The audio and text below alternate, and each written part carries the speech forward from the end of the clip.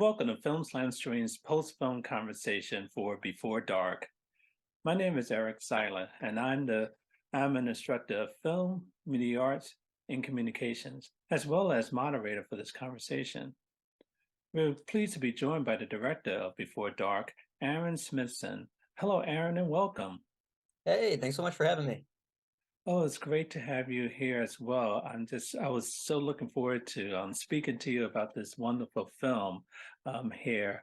Let's get right into it. Tell Sure. us how you came about making this film. Did you know the subjects? Is this based on a true story? So it's not based on a true story with these characters of Rebecca and Joshua, but it is based on an actual cultural kind of divide within the deaf community. Um, many years ago, I read a play for the stage called Tribe. Highly recommend for any readers out there, or if you have the privilege of seeing the show on stage. And it sort of kind of dabbles in this world of um, is it culturally acceptable to wear cochlear implants?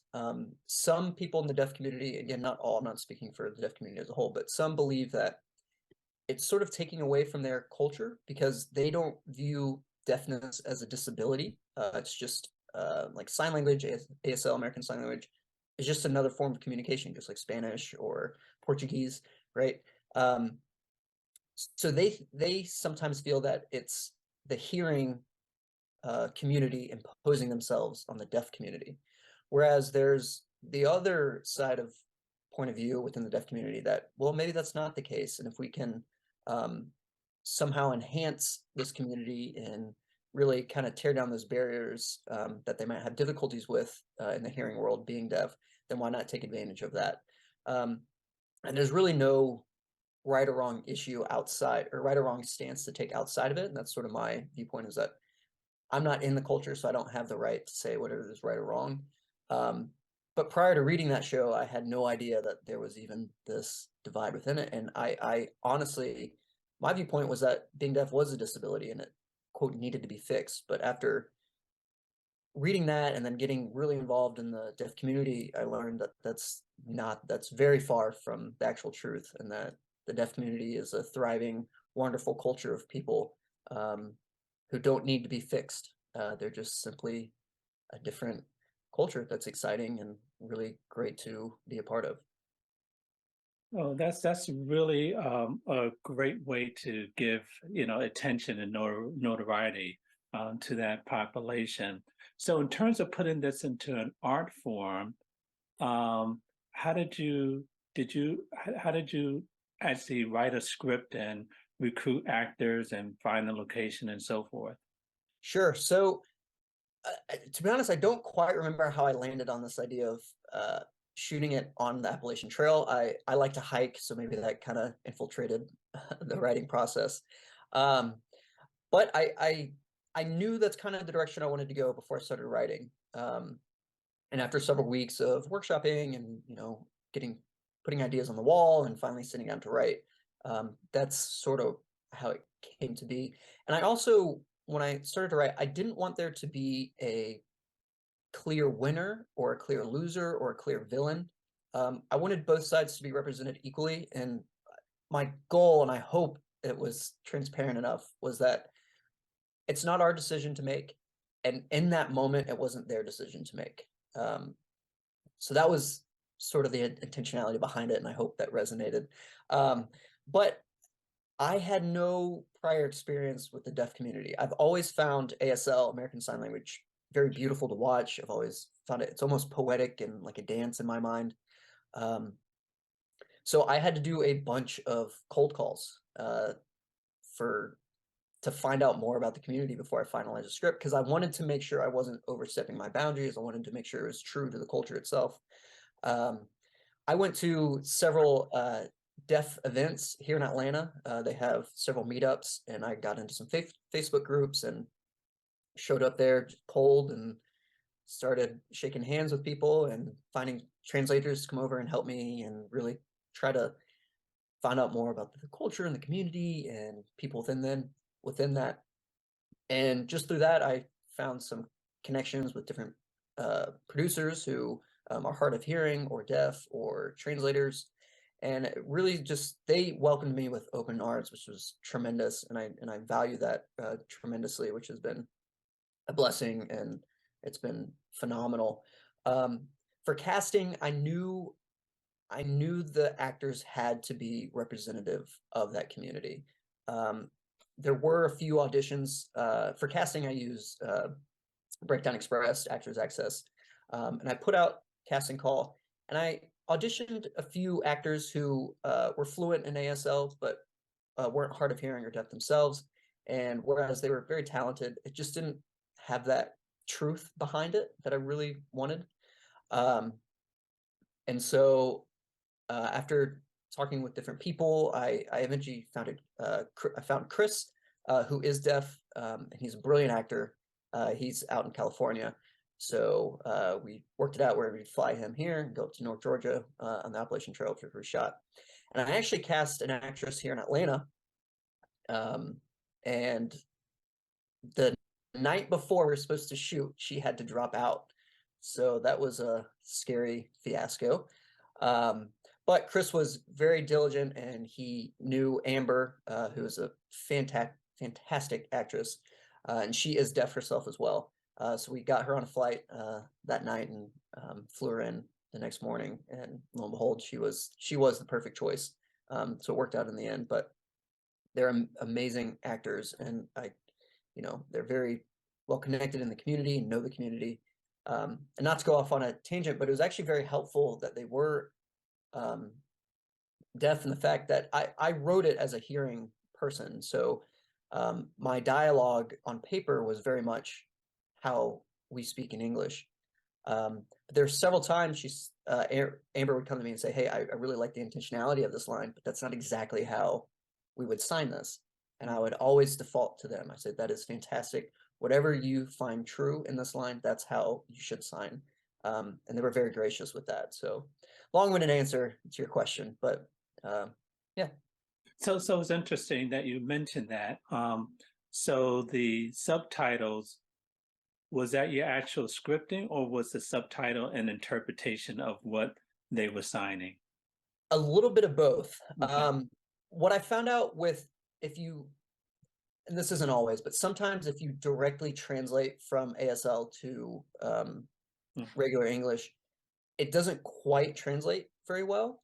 So there were sometimes I had to add a little bit here and there to make it translate pretty well. But I tried to be as cautious and as true to the actual signing as I could. But like I said, there were some variations I had to put in there just so that it flowed well with the captions. Right. I think, like you said, I think the actors did a tremendous job. I can't believe the chemistry that they have for just meeting each other and carrying out those roles. Now, what is it like directing deaf actors? I mean, you're trying to give them direction, but obviously through a translator. And you mentioned yourself, you're not fluent in sign language. Yeah. So, what's that experience like? It was a wild ride, and I wouldn't trade the experience for anything. It was amazing. So our first AD, Noah, he had his mother was actually one of our producers, and she is deaf, but he's hearing and could translate for us. So if there was a note if I had a note for the actors, I would use Noah, and we would just use a translator to communicate back and forth. Which is great. When they had questions, he was there, and we could communicate that way. But oddly enough, halfway through the shoot, we started noticing that there was this communication between us that we needed our translator less and less. And it wasn't like I was signing. I started to learn a little bit of sign, but not enough to really, invoked feeling behind these notes and about the script. But it's amazing how humans, we can connect on a different level outside of just verbal or signing. There's this community, even especially around film, that you just sort of get in the right steps with each other, the right flow with each other, where you can you can communicate without having to communicate, which was an amazing experience. So at the very end of the shoot, I love our AD and I love Noah, but we found ourselves just using less and less of a translator and really understanding each other on a wonderful level, which was fantastic. I see. Let's let's go in this direction first, and I'll come back to the story in a Sure. little bit. How long did it take you to film this? How many?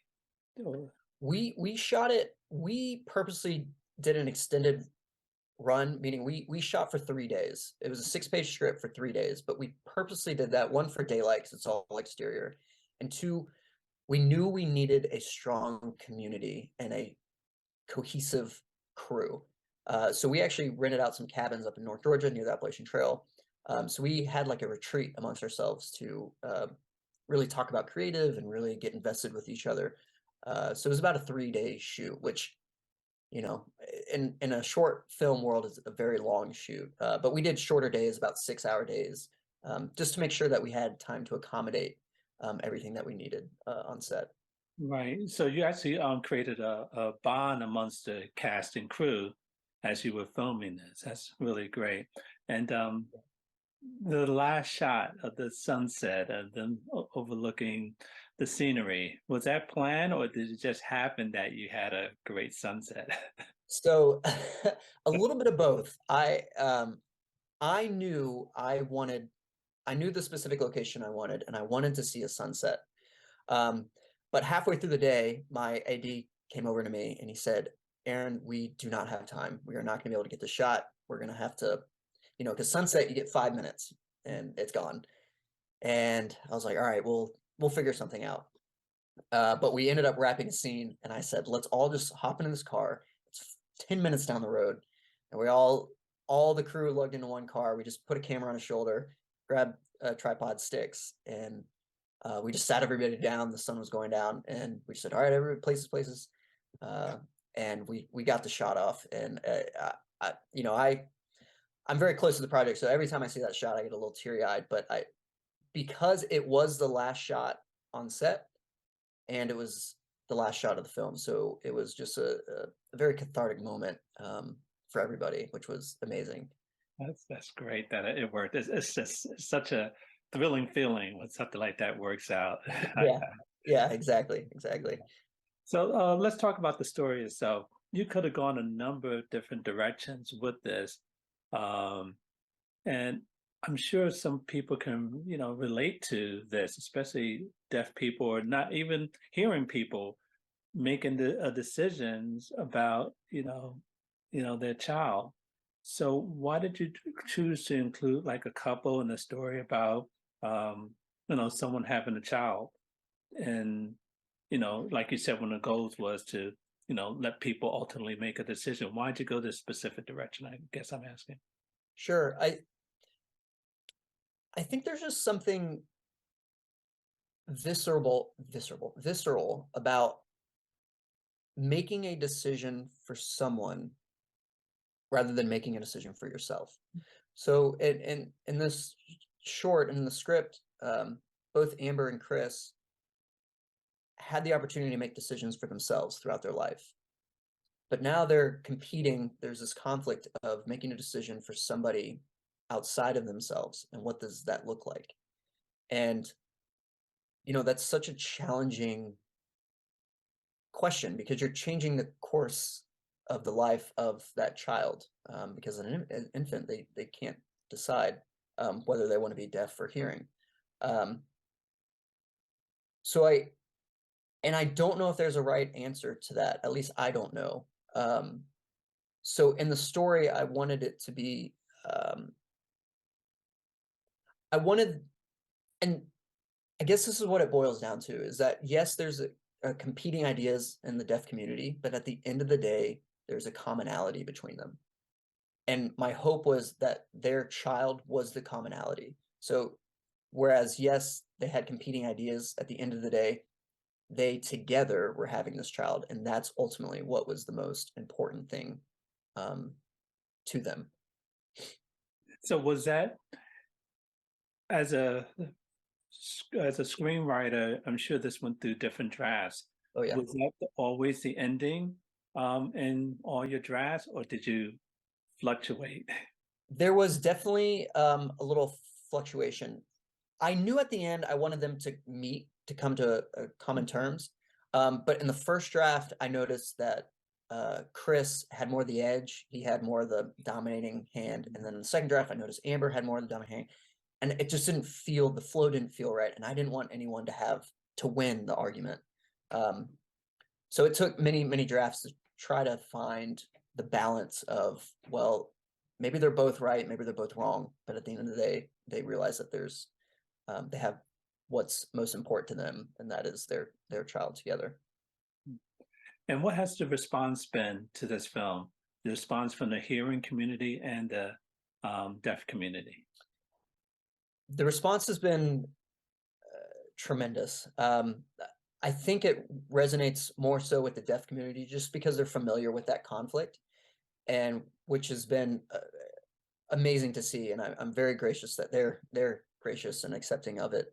And what I love about the hearing community is that a lot of people don't know that, like, before I read Tribe, I didn't know it was an issue. So I've loved the fact that people have come to me and said, "Oh, I had no idea this was even an issue within their community." And I said, "That's great. That's sort of the purpose of this, is to kind of shed a little light on the issue and kind of give a little taste of what other cultures and communities have to offer."